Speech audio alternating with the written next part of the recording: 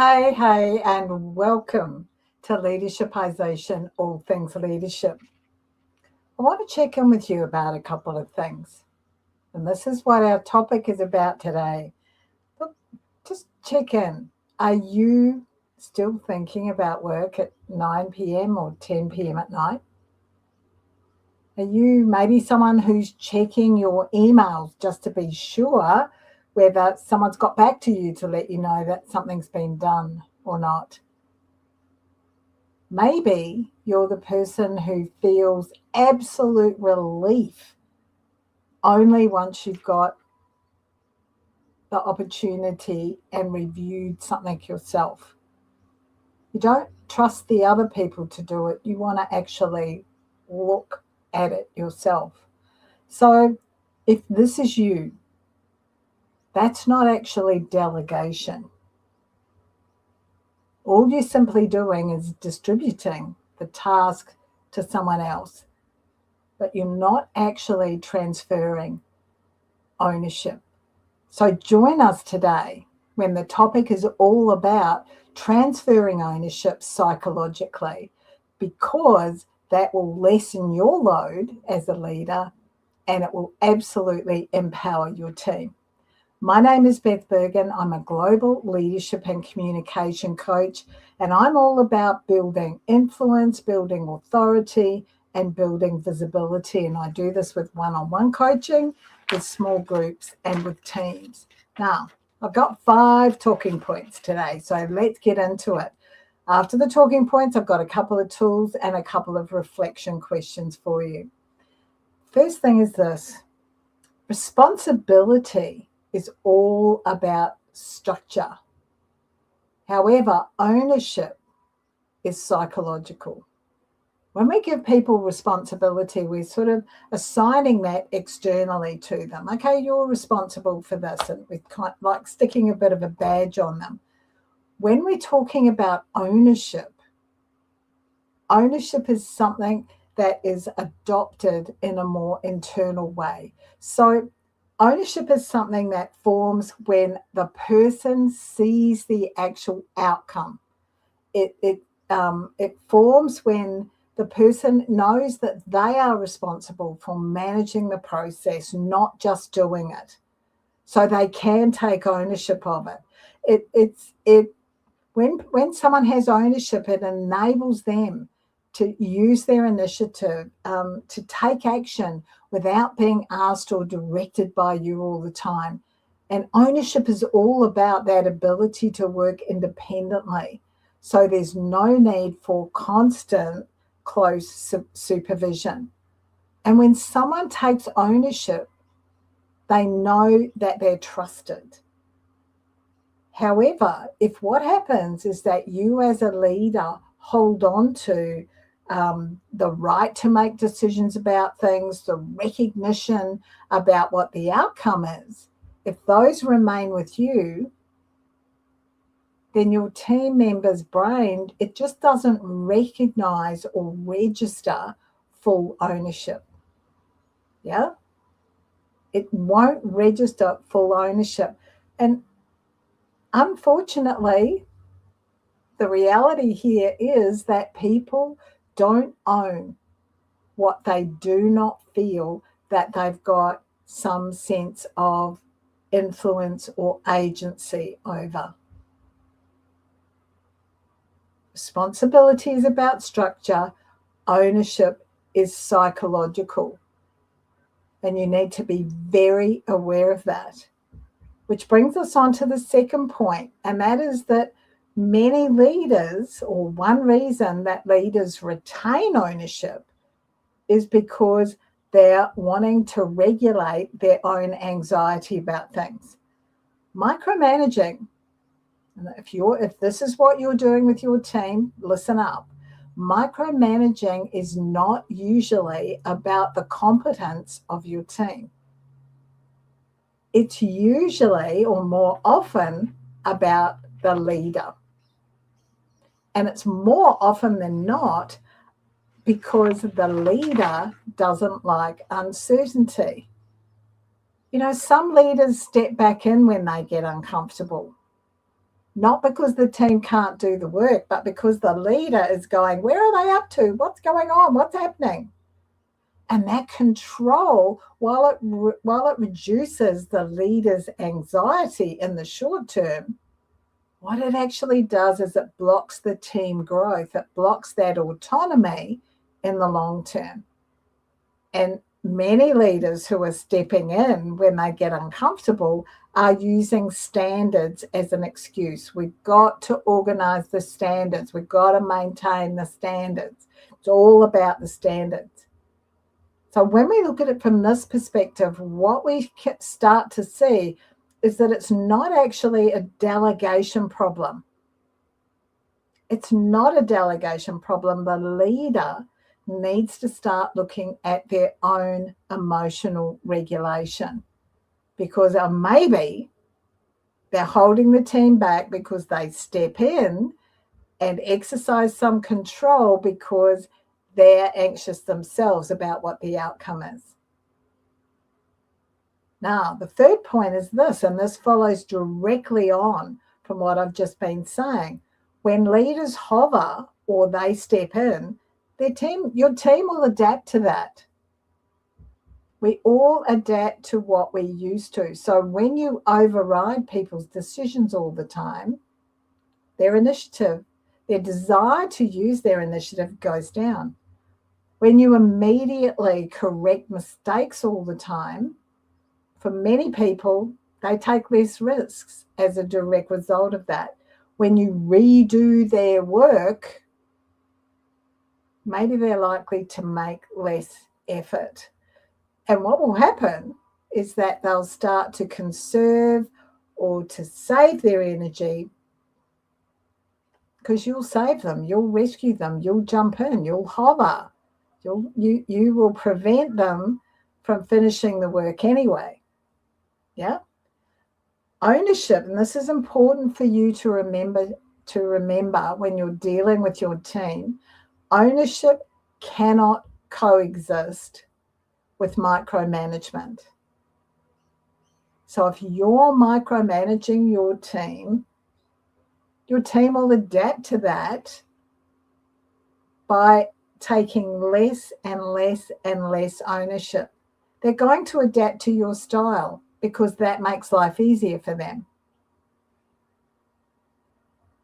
When you are micromanaging, you must remember that ownership cannot coexist with micromanagement.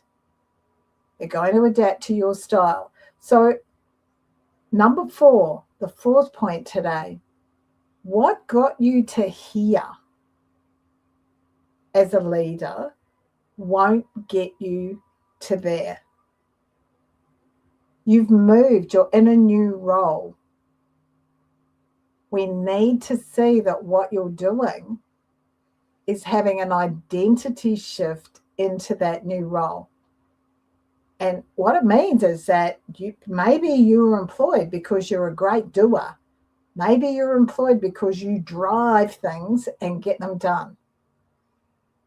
In this new role, when you've got a team who are going to carry out things for you, it's really important that you shift that identity from producing the outcomes to actually producing capacity in others. So your job is to have that leadership identity shift. Maybe, as I said before, you're promoted because you're a doer, and you've got to let go of that.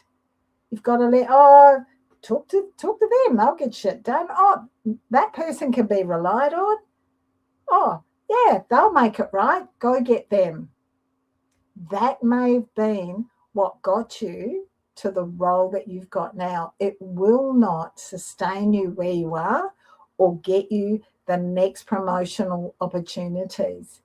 Your shift, your leadership identity shift from that doer to the multiplier, where what you're doing is producing capacity and guiding capacity in others, is a big shift to make.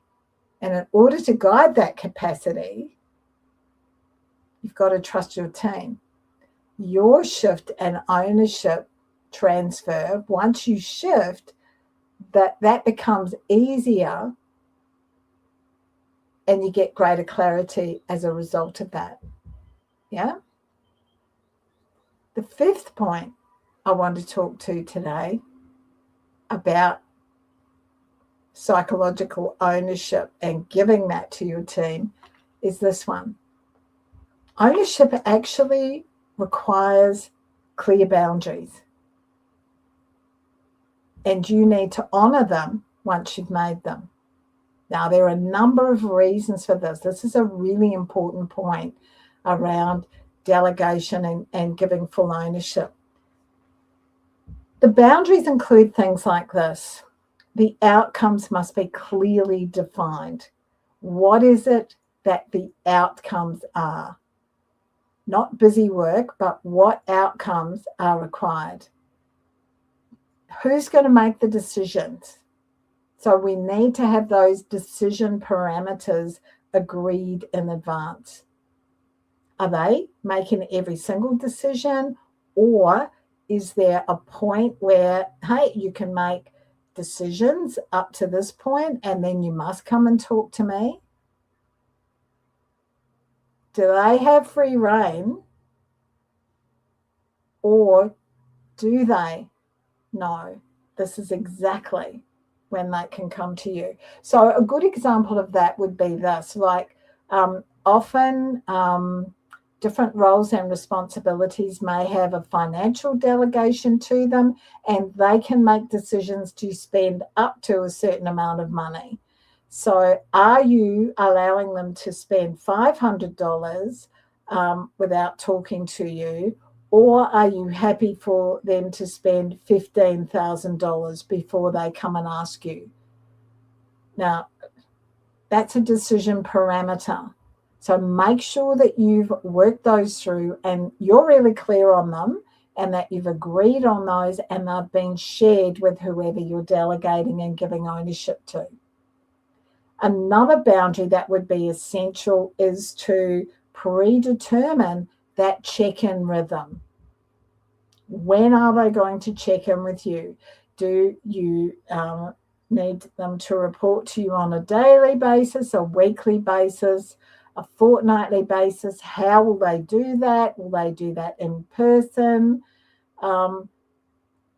Do they have to wait until then if there is something that they want to run past you? Yeah. So all of that check-in rhythm, you need to get that. How are we going to communicate? How often are we going to communicate? And what is it that you want to know, so that they can come to that prepared? And the final really important boundary is this one.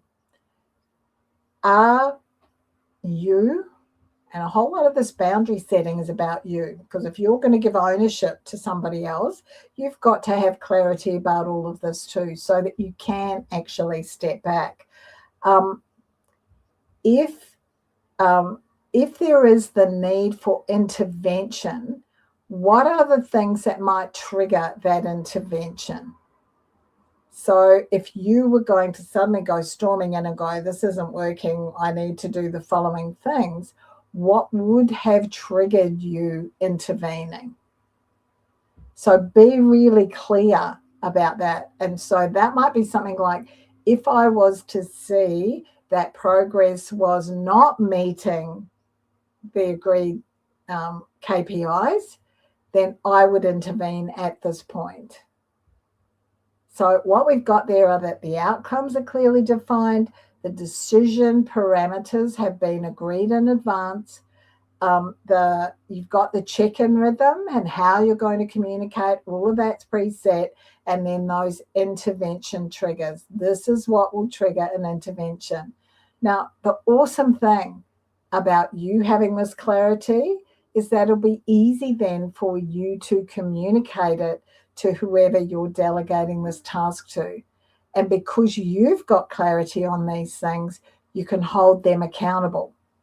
Can't have accountability if there's no clarity. That's a topic for another time. Because ambiguity where you're ambiguous, where they don't understand, that's when you're much more likely to be wanting to step in and take control because it doesn't seem to make any sense to you. You can't see, what are they doing? No one's talking to me. And that whole anxiety thing, that need for control, will snap in for you. We're trying to prevent that. The beautiful thing is that you know, they know, and it enables you as the leader to stick to your lane. And if you're sticking to your lane, then they're much more likely to feel the sense of ownership that's required to get on and successfully do the task. Yeah? Let's have a look then at a couple of tools. We've got 2 tools here that I'd like to share with you. And the first one is this one. I call it kind of like the full ownership test, or the full psychological ownership test. And before you delegate something, this is what I want you to do. I want you to ask yourself, am I giving this person decision authority, or am I giving them task authority? Am I giving them decision authority, or am I giving them task authority? What's the difference? The decision authority we talked about before. Hey, they've got a level that they can make decisions to without having to come running to you. So they can go away and comfortably do that task without hauling you in.